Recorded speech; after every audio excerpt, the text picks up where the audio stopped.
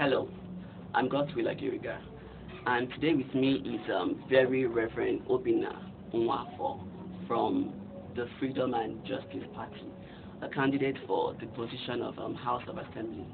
Okay, and Mr. Obinna, please, could you please give us a brief introduction?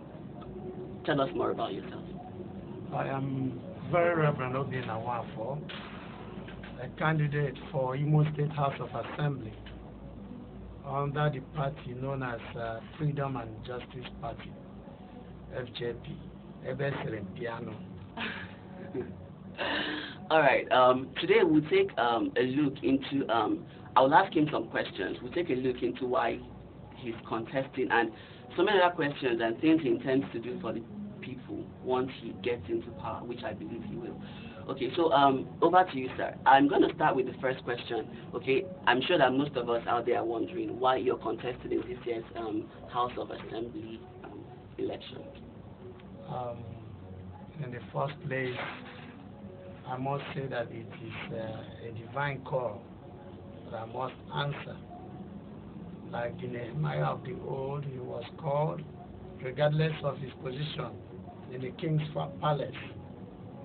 He went, and by the grace of God, he rebuilt the walls of Jerusalem. And so I am today in the same mission of rebuilding the walls of Okigwe, the broken walls of Okigwe. Okigwe has been one of the ancient cities in this country, Nigeria, but we have nothing to show for it. And so I had the feeling of bringing in a new dawn, of making things work, of going the way and the path that others have forsaken, to bring back the glory of Okigwe. And that is my key interest, and that is why I have really left my comfort zone to come and make sure that Okigwe and its indigenous smile in a time like this. All right. Thank you very much, sir. That was really heartwarming. You know, we tend to hear divine call a lot, and these days people kind of wonder, you know, who is not called, because everybody says they are called. But I believe that your call is actually of God. And the second question, sir, I would like to ask you, what actually makes you tick? What's your passion? What's your drive? What actually pushes you? What motivates you into wanting to contest in this year's House of Assembly elections? Well, in the first place, I am a clergy. Okay. And part of our job as clergy, the Bible said He has made us watchmen over the house of Jerusalem. Okay. And when you're a watchman, and you are allowed the robbers or the thieves get in to rob or kill and destroy, that means you're not a good. That means that you're not a good watchman. A good watchman should be able to keep people alert, tell people that there is evil or danger in the society, get away. And that is the job of a priest, warning people over evil, trying to make life better, trying to make society better by way of preaching, by way of even putting it into work, action. You do a lot of things to convince people to see reason why they should leave where they are to come to where you are, or where they should be. Exactly. So, and that is my drive. Seeing what is happening in Okigwe, seeing how we are defranchised of every good thing that comes from the government. Okay. Seeing that the society has become a place filled with violence. Seeing that people are not progressing. Okay. Seeing the underdevelopment in our society, especially in Okigwe here. You see children hawking on the streets, orange, granite, because they cannot afford to go to school without hawking. And you see the danger that comes with it. Every day there's an accident on our roads. Trailers losing control, killing these innocent children. So I want to go and bring hope to these hopeless. I want to go and make that widow that is there gnashing her teeth. I want to go out there to put a smile in her mouth, to make her have a sense of belonging, because the government is just government of the people, by the people. That's what democracy is. I want to make that youth that is whiling away his or her time on the street, those street niggers, I want to bring them to their feet. I want to make them realize who they are and their God-given talent. And when we bring people into where God wants them to be, and you see, we'll have a better society. So I have that urge to really bring out people from the lion's den. I want to go out there to make things work for the first time. Those who are in businesses, they're not doing well because there's no opportunity for them to get loan. You want to go and get loan, they'll be asking you for what do you call it, collateral. They ask you for collateral. Some of them have no property, registered property, and then it differentiates them the opportunity of having loan. I want to see how I could make it easier for people to acquire loan so that their business will flourish. And when you see that people are doing well in their endeavors, we'll have a better society. And so it's all about representing the people, telling government what the people need. I've not seen anyone who has gone there in the past, who have been able to represent the people, who have been able to tell the government that this is what people want. My people lack good road. My people lack electricity. My people lack education. My people lack development. All these things are the things you put on the table. And see how you can negotiate with the governor. We call it lobbying. You lobby. You tell, you know, for instance, I have seen time and again that people can no longer lobby because all the lobbying now is their pocket. The governor put money on the table and says, sign this bill, do this, do that. And you see them share the money and sign whatever. But if you are representing the people and you're able to see all these things that I've mentioned earlier on, that the system is not working, you try as much as you can to make the system work. This is my area of motivation, that things are not done properly. Things are not going on well. We have a lot of things to put right in Okigwe. And that's why I've come. They have failed us. This is 20 years of democracy. And yet, we have not felt it in Okigwe. We are still underdeveloped. There are no creativity, no ideology as per what to do and get the society working. We can create even a truck route that will help these people and the truck drivers so that they will not use this congested road and cause accidents. Those ideologies, they don't have it. I want to make things better than they do. That's why I'm here. So let me get this straight. You're running for the widows. You're running for those who do not have a voice. You're going for, you're going there to represent the orphans. You're going there to put a smile on people's faces.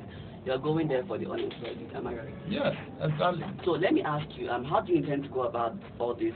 You know, you said earlier on that you were going to make available loan schemes so that people who are small businesses can actually survive. They can thrive. So how do you intend to go about all this? Sometimes, you know, you need to get one thing right. Once you get one thing right, others will just keep falling in place. And that's what I want to deal with. Once you are able to be the mouthpiece of the people, once you're able to speak out and say, this is what bothers my people, it gives an advantage. For instance, in a system where the governor comes in and he wants a bill to be passed, and he's bringing up, you know, money like it used to be, money back.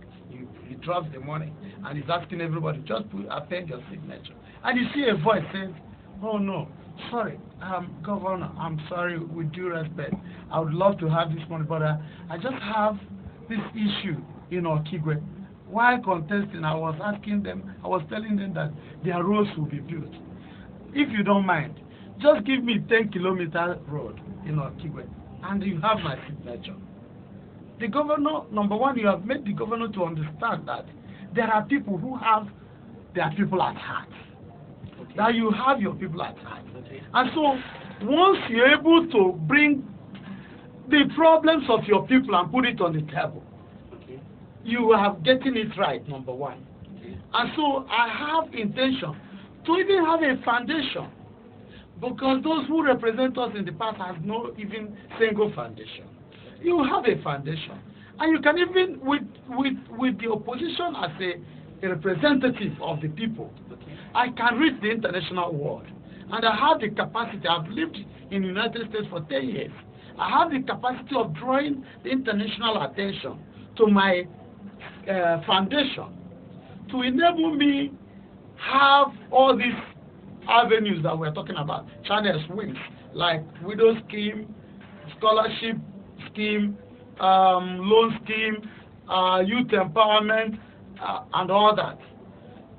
Those foundations will be able to address these matters, and we'll have board for each scheme, so that these things will reach grassroots. It will go to the right people, because there are some widows that are well-to-do, that are rich. Mm-hmm. And so when you're talking about the widows and those ones that are well-to-do, that has contact, connection, blocks the system, you see that you're not getting the right people, you're not reaching the right people.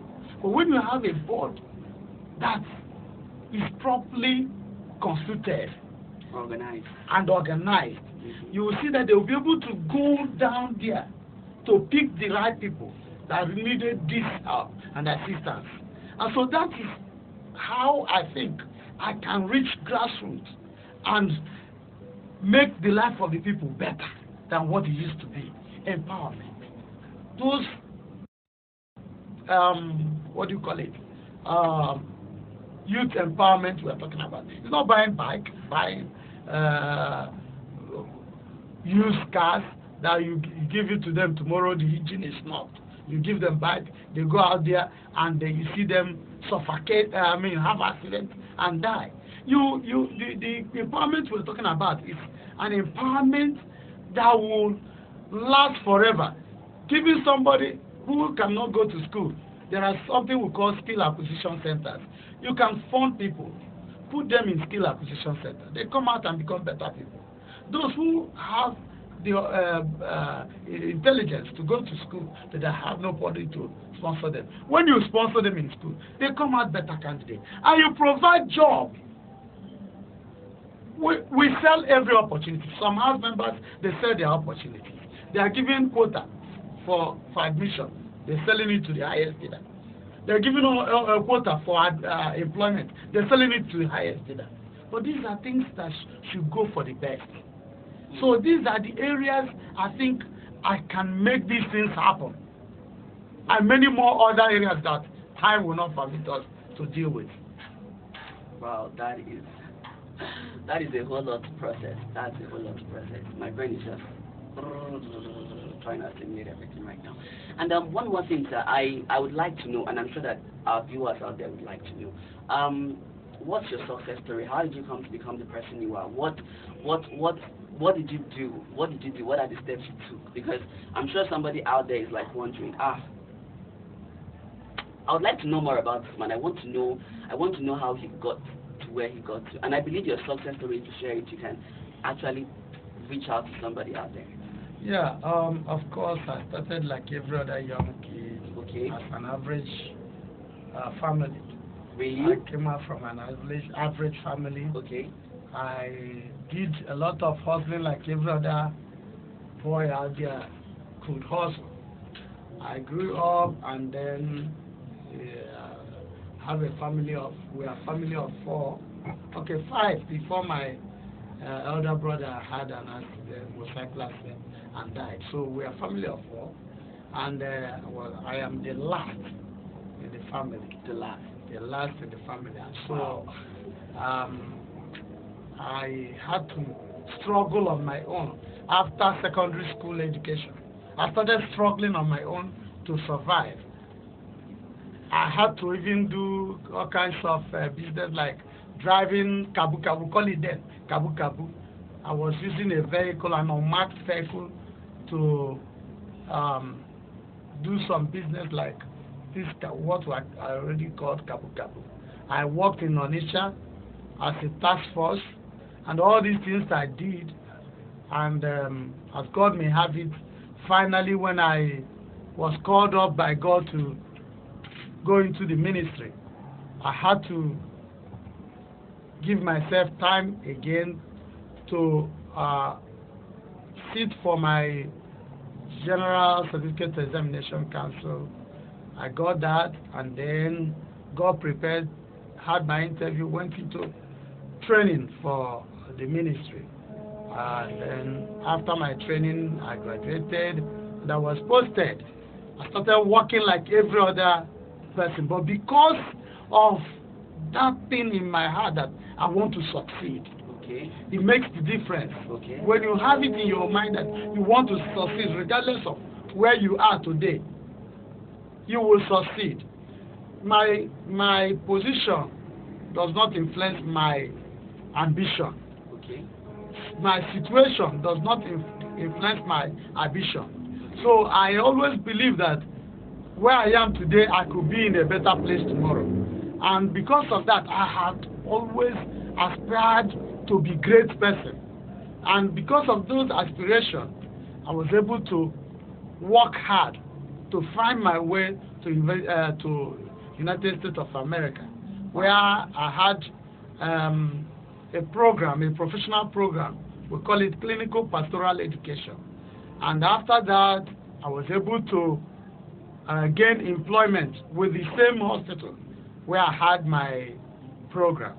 And the thing that helped me to have that employment or gain that employment was the single fact that you should at all times try to be sincere. Okay. Sincerity. Sincerity is a key to success. And so I was challenged to become who I am not. But the fact that I was able to stand my ground gave me an opportunity to work in the United States of America. I was privileged and opportune to have $18 million US dollars in my hands. But because of the institution has a policy that any money given to you should be used for the purpose of the institution. It is not a personal money. It is property that is given to you. The property belongs to the institution. It should not be used for private reasons. And so immediately I was given 18 million by a patient that I took care of in my unit. I was going through moment of test. Within the period of 30 minutes, 1 hour, I had to run through America to Nigeria, and Nigeria back to America, thinking about what I could do with this money.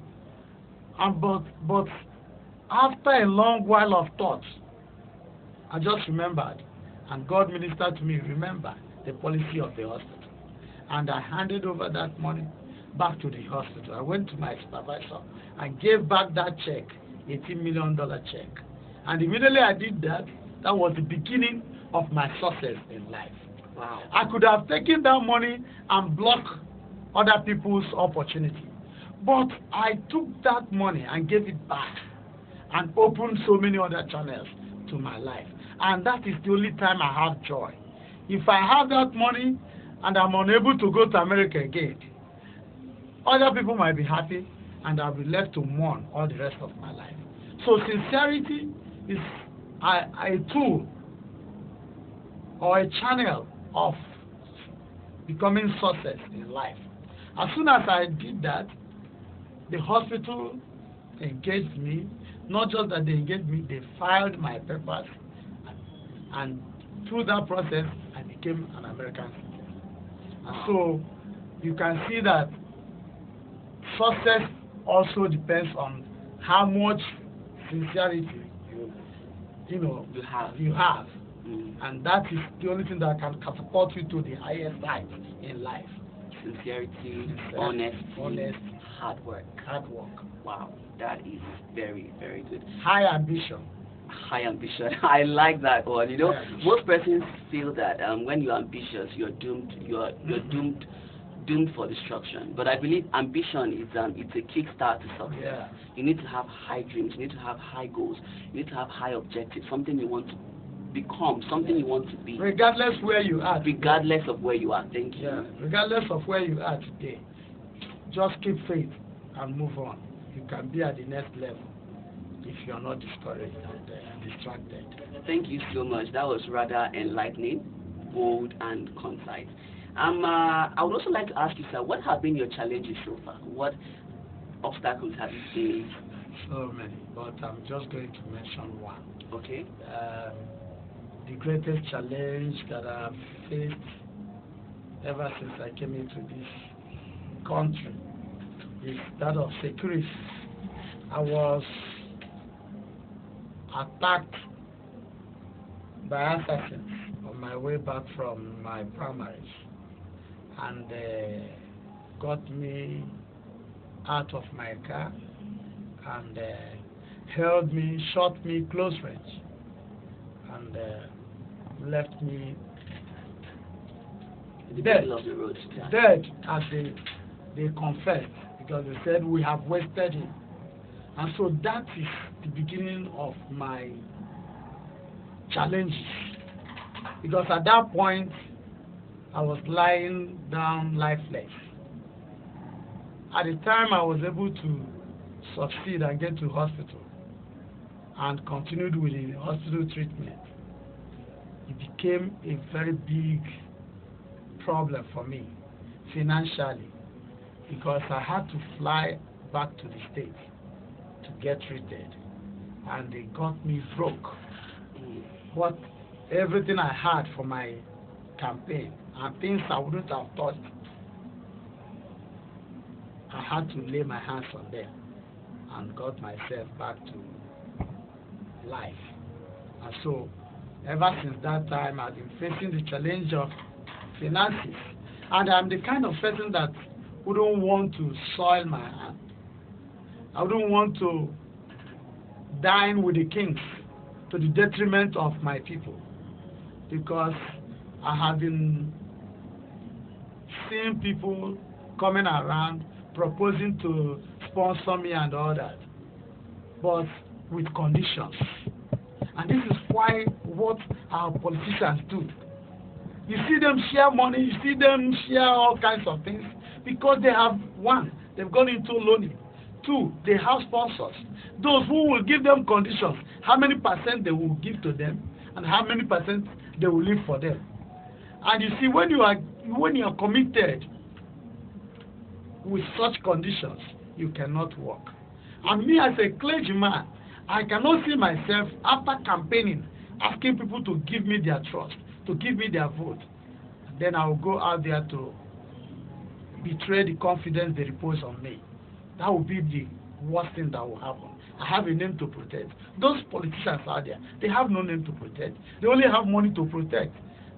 4 years, they bring out the money again and share with the people, and they keep going. And so, but myself, my good works is what I will have. So if I make the mistake of collecting money from sponsors, I will end up being slave to those sponsors. And so that's why I'm like somebody fighting a battle without a gun. It has happened, of course, it has happened in the future. Without it. Yes, because when God called Jehoshaphat to go into battle with 3 nations, he instructed him, I want you to have choir, raise the choir for me, put them in front, put the chief priests behind them, and let them go to this war. A lot of people will say, how crazy is this? For somebody to go to war without anything, with choir, with chorus staff? How can this war be won without gun, without knife, without any weapon? And so that's the same thing that has happened to me. I have been going into this trial period without anything, and God is all the way with me. God has been showing me his mercies and his favor. And I believe that if I succeed, that Okigwe will have a new life. There will be a new dawn in Okigwe because it will be their own mandate. Wow. Okigwe's mandate. Wow. Okigwe's mandate. Yes. Oh, sir, that is very, very, very, very, very good to hear. Very, very good to hear, sir. And personally, I believe that if you should go there, from what I have seen so far and from what I have heard so far, I know that you are going to make that difference. You're going to make that change we have long been waiting for. And lastly, this is just the final segment, the close-up segment. I would like for you to speak to your viewers and you know, talk to them, give them a last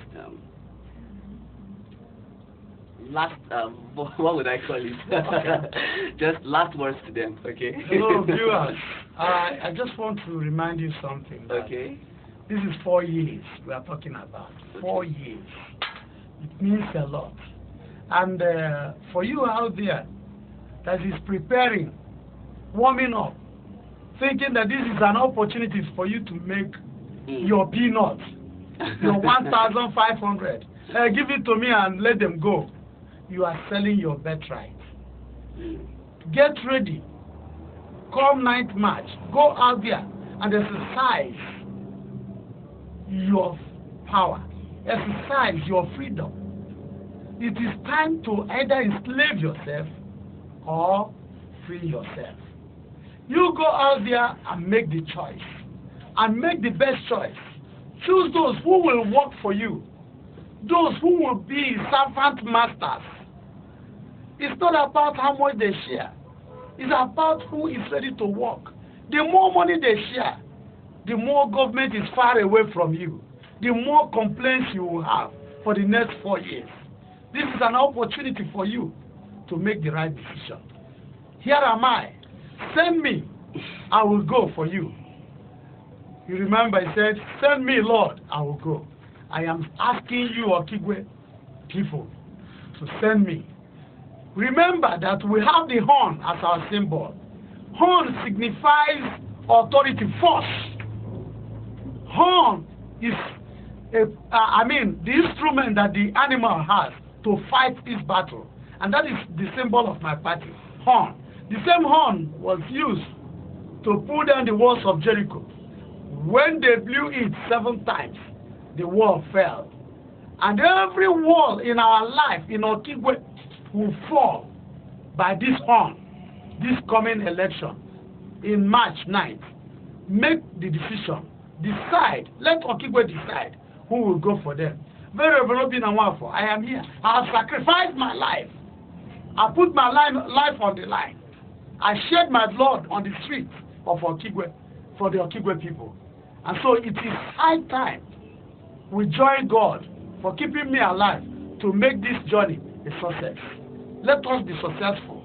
Let us make Okigwe great again by voting Revd Obinna Nwafor, FJP, Ebesere Piano, come 9th March 2019. Let us go. Let us make it happen. See you guys out there defending your vote, fighting for what you believe in, and making the difference. And Okigwe will never remain the same. We will all rise as a soldier, as army, to fight and defend what we believe in. And Okigwe will experience a new dawn. A new dawn in the life of people, a new dawn on our roads, a new dawn in all amenities, a new dawn in our institutions. Thank you, and God bless you. And there you have it from the very Reverend Obinna Nwafor. A new dawn, a new dawn, a new dawn. A new dawn brightens up the sky. A new dawn brings the morning in. A new dawn ends the reign of evil, the reign of tyranny. And I believe very much in Reverend Obinna Nwafor, and I hope you believe in him too. I think this election coming up on the 9th of March should be it should be a free and fair one. And I believe that each and every one of us can actually make it happen. Okay, don't sell your vote and don't play party politics and godfatherism the reigning party let the reigning party win. No. This election should be different. It's all about credibility. Thank you. Credibility first. Okay. So let us vote in the right persons because they are the right ones to go, and not because they belong to this party or they belong to that party. Okay, if you check, since Nigeria has since we've had democracy, the same party has been in power over and over and over again. And I think that it's high time for a change. Okay, what have we experienced? What have we seen? We've seen nothing different. Year in, year out, it's still the same. Am I wrong? Of course, same year people, in, year out. same business. Thank you. Same people, same business. Year in, year out. 4 year in, 4 year out. Jargon in, jargon out. Garbage in, garbage out. It's just the way it is every time, every now and then, every year and year and year and year in, year out. So I think it's time to make a difference. It's time to make a difference. I know most of you are not all too familiar with Freedom and Justice Party, but I believe it's a party that stands for the people. It's a party that stands for democracy. And thank you so much for having given me your time and also your time actually. Thank you so much, Revd. Thank you very much. It's a pleasure to really have you today. And till we meet again, don't sell your vote. Don't sell your vote. God bless you. God bless Nigeria. Your vote is your power.